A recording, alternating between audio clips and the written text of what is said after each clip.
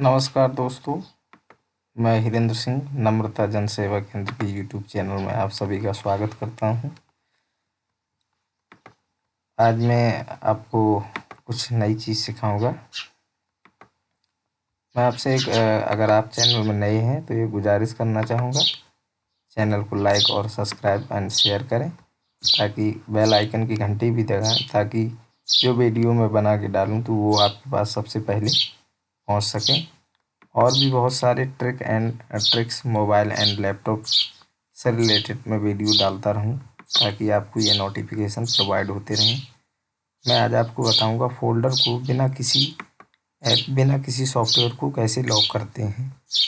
Suppose that ये एक folder है, मैं इसको लेफ़्ट क्लिक करूंगा, प्रॉपर्टीज पे जाऊंगा।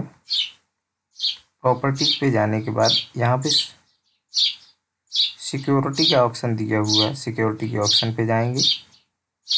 एडमिनिस्ट्रेटर पर टिक करेंगे,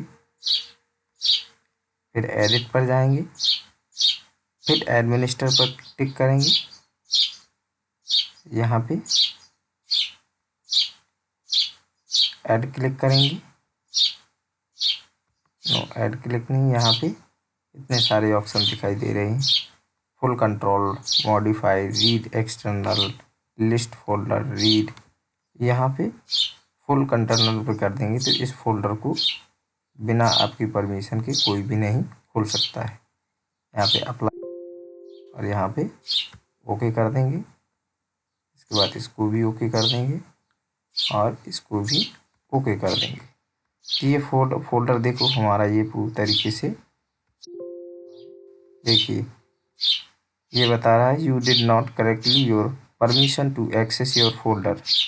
बिना आपकी परमिशन के लॉक नहीं की खोला जा सकता है।